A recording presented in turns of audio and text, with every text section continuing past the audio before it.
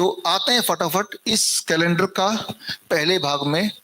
पहला भाग, when you are fooled in the name of pandemic. कैसे पता चले कि असली पेंडेमिक है कि नहीं।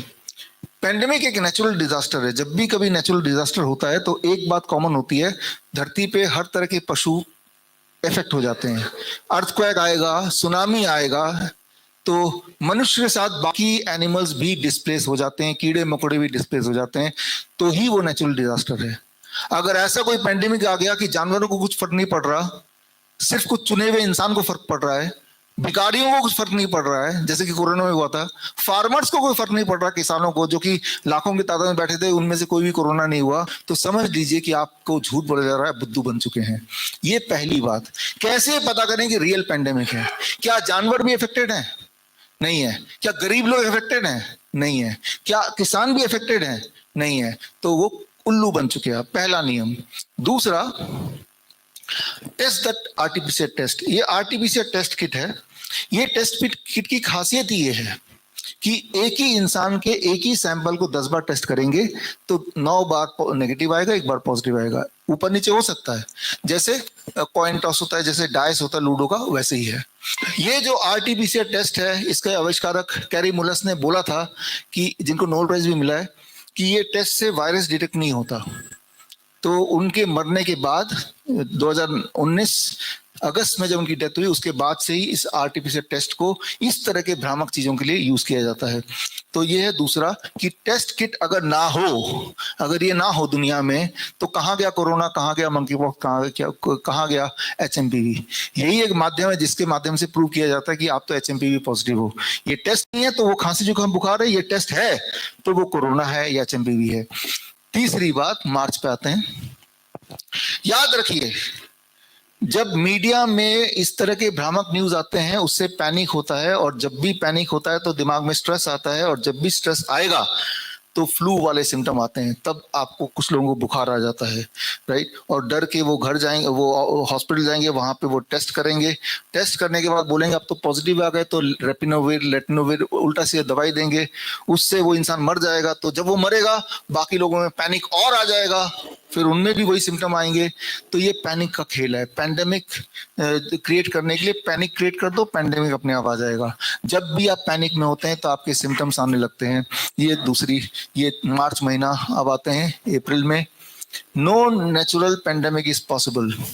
याद रखिए, इतिहास गवाह है, जब भी कभी पूरे दुनिया में रियल पेंडेमिक आया था, यानी कि अलग अलग जगह पे खूब सारे लोग एक ही तरह से बीमार होने लगे थे, एक बात कॉमन पाई गई थी, या तो पानी में कुछ इम्प्योरिटीज आ गई थी ढेर सारा, जो सैनिटेशन में, हाइजीन में, या न्यूट्रिशन में, या फेमिन आ गया था, या फिर भुखमरी आ गई थी।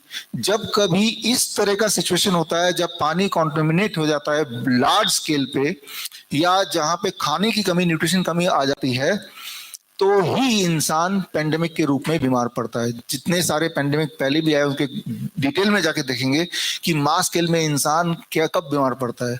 पानी में इम्प्योरिटी आ गई, या फिर मास स्केल में वैक्सीनेशन लगा दिया गया हो, उससे बीमार पड़ गए।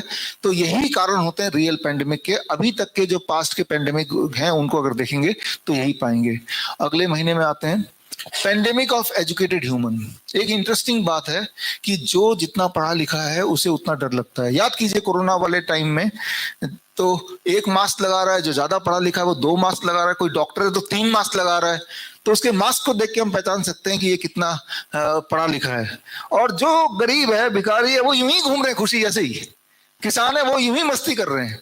तो आप मास्क देख के आप समझ सकते हैं कि ये तो बड़ा पढ़ा लिखा आदमी है। मैं देखता हूँ, मैं लिफ्ट से मेरे ऑफिस में घर पे, कि 3 मास्क लगाए व्यक्ति, मैंने कहा कितना पढ़ा लर्नेड आदमी है भाई, 3 मास्क लगा रहा है, वो भी प्राउड हुए 3 मास्क लगा रहा है। मेरी तरफ देख रहा है, इसने कुछ नहीं लगाया, सोच रहा होगा कमार आदमी है, राइट। तो पेंडेमिक जो होता है वो एजुकेटेड ह्यूमन के लिए होता है, उनके लिए जो टीवी देखते हैं उनके लिए है, राइट। अगले में चलते हैं, जून में, पेंडेमिक फॉर प्रॉफिट। पेंडेमिक जब भी होता है पेंडेमिक, तो उसका एक इरादा होता है कि मास को उल्लू बना के, वैक्सीन लगा के लूटो। डिटेल में दिया है ये जो कैलेंडर देखेंगे तो पढ़ेंगे। When flu become a pandemic, देखिए एक सिंपल बात याद रखिए, इसे कहते हैं मेडिकल भाषा में ILI, इन्फ्लुएंजा लाइक इलनेस। जब तक हम जिंदा रहेंगे, हर साल हमें इन्फ्लुएंजा लाइक इलनेस होगा ही होगा, बचपन से अभी तक। जैसे फ्लू कहते हैं कॉमन भाषा में, लेकिन हर बार उसका एक नया नाम दे दिया जाता है, कभी उसको नीपा बोल देते हैं, कभी उसको जीका बोल देते हैं, और फिर हम डर जाते हैं। तो नाम देने से वो पेंडेमिक बन जाता है, नाम नहीं देने से वो फ्लू रहता है, ये हमें समझना होगा। Track the initial source of pandemic news. जब भी कभी कोई बोले पेंडेमिक आ गया, तो पहला स्टेप ये होना चाहिए कि ट्रैक कीजिए न्यूज आ कहां से रहा है, सोर्स क्या है। फॉर एग्जाम्पल HMPV वायरस का सोर्स क्या है, चाइना। एक ऐसा देश जहां पे गूगल नहीं जा सकता, आपके फेसबुक यूट्यूब नहीं जा सकता, उनके अंदर क्या चल रहा है आपको नहीं पता, आप क्या कर रहे हैं, ये न्यूज वहां नहीं जाएगी। वो एक ओपेक देश है, उनकी सारी पढ़ाई लिखाई चाइनीज में है, उनके रिसर्च पेपर चाइनीज में है।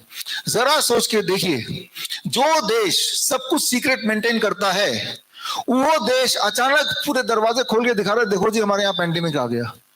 आप में से कुछ लोगों के दोस्त अगर चाइना में रहते हैं, उनसे पूछिए, वो बताएंगे कुछ नहीं आया, कुछ भी नहीं है, सिर्फ इट इज शूटिंग, राइट। वो शूट किया हुआ फिल्म यहाँ के प्रोपेगेंडा मीडिया को दे दिया, इनका काम बन गया। चाइना से क्यों करेगी? 70% जो दवाइयां आप खा रहे हैं वो चाइना से बन के आती है। 70%, 70% API, active pharmaceutical ingredient, API Chinese होती हैं। जितना यहाँ दवाई बिकेगा वो चाइना का फायदा है ना। अभी ये डब्बा देखिए, ये डब्बा 75,000 का, और ये डब्बा तो मैंने तेलंगाना से मंगाया, लेकिन डब्बे के अंदर का जो इंग्रेडिएंट वो तो चाइना का है ना। तो ये डब्बा बिका क्योंकि मैंने खरीदा। तो ये खरीदा क्यों? क्योंकि टीवी में आया, राइट। तो व्यापार चाइना को मिल गया ना, तो इसलिए वो करेगी। अगला, फीवर क्योर करना क्या होगा। अब आते हैं सोल्यूशन पे। जब भी कभी आज के बाद फीवर आए, गलती से डॉक्टर के पास मत चले जाइए। HMPV का टेस्ट करा देगा वो, या उस वक्त जो डेंगू चल रहा है उसका टेस्ट करा देगा, ट्यूबरकुलोसिस चल रहा है उसका टेस्ट करा देगा। उसके पास पहले से आ जाता है क्या टेस्ट कराना है। सीधा हॉट वाटर इमर्शन, एक बाल्टी लीजिए, 42 डिग्री सेल्सियस पानी में दोनों पैर रखिए और रख के आप बैठ जाइए, और इसको ठीक करो यार स्क्रीन को, और बैठ जाइए आधे घंटे। 42 डिग्री मेंटेन करने के लिए एक और आपको बाल्टी लेना पड़ेगा 50 डिग्री टेम्परेचर का, और पानी हर 5 मिनट में एक मग पानी यहां से निकालिए, एक मग पानी डालिए हॉट वाटर में। ऐसा जब आप करेंगे आधे घंटे तक, हैरान हो जाएंगे, आपका फीवर ऐसे गायब होगा जैसे कभी था ही नहीं।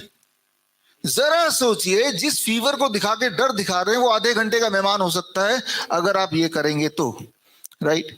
अगला क्या करना है, अगर साथ में आपको फ्लू भी है, मतलब खांसी जुकाम भी है या बॉडी एक भी है, तो 3 स्टेप फ्लू डाइट, यानी कि आपको 3 दिन सिर्फ citrus fruit juice and coconut water में रहना है अपने वेट अनुसार। मान लो मेरा वेट 70 kg है, तो आज का दिन 7 ग्लास नारियल पानी और 7 glass citrus fruit juice, orange juice, और कल के दिन डिवाइड बाय 20, मान लो मेरा weight 60 kg, divide by 20 that becomes 3 glass नारियल पानी, 3 glass citrus fruit juice, plus करीब 300 ग्राम खीरा टमाटर, ये डे 2। डे 3 में डिवाइड बाय 30, मान लो मेरा वेट 60 kg डिवाइड बाय 30 यानी कि 2 ग्लास नारियल पानी, 2 glass citrus fruit juice, plus शाम तक आप ठीक हो जाएंगे तो शाम का भोजन नॉर्मल कुक्ड फूड खा सकते हैं। ये 3 स्टेप फ्लू डाइट, हमारा जो कोविड सेंटर था, देश का सबसे बड़ा प्राइवेट कोविड सेंटर, हम इसे फ्लू सेंटर बोलते हैं, 60,000 पेशेंट को हमने यही दिया और एक भी पेशेंट नहीं मरा। 60,000, उन सबके डेटा हमारे पास है। आयुष मिनिस्ट्री हैरान हो गई, वहां के 3 महीने रह के ट्रायल करके देखा, स्टडी करके देखा, आयुष मिनिस्ट्री ने माना कि कोई मरा नहीं, ना दवाई दी गई, और 3 दिन से 1 हफ्ते के अंदर सारे के सारे वापस चले गए, ठीक हो गए। कोई मास्क नहीं था, कोई सैनिटाइजर नहीं था, सोशल डिस्टेंसिंग नहीं थी। याद कीजिए वो टाइम है जब लॉकडाउन लग रहा था। तो मैं ये बोलना चाह रहा हूँ, ये टेस्टेड है, ये कर लीजिए घर पे। खांसी जुकाम बुखार ये यूं ही गायब हो जाएगा, उसको कोई नाम मत दीजिए, HMPV का नाम मत दीजिए, कोरोना का नाम मत दीजिए, कोई नाम मत दीजिए। अक्टूबर नवंबर, एक बात और, आप भी क्या होता हुआ कि जब भी कोई पेशेंट जाता था हॉस्पिटल, सबसे पहले वो कोविड का टेस्ट करते थे, आपको याद होगा। हार्ट अटैक में एक पेशेंट गया, नहीं पहले कोविड टेस्ट करेंगे, कोविड पॉजिटिव पाएगा, पहले कोविड का इलाज चलेगा 14 दिन तक, फिर हार्ट अटैक देखेंगे क्या हुआ, राइट। तो डॉक्टर से बचना भी एक इलाज है, हॉस्पिटल जाओ ही मत। तो क्या करें आप, 3 ये DIP डाइट, वो तो सभी को पता ही है, गूगल कर लीजिए।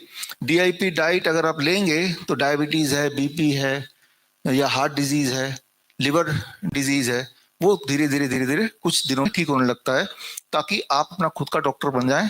और जो जो बातें मैंने बोली हैं, इसके लिए ये स्लाइड नहीं मूव कर रहा। हाँ, ऐसे करके, हाँ।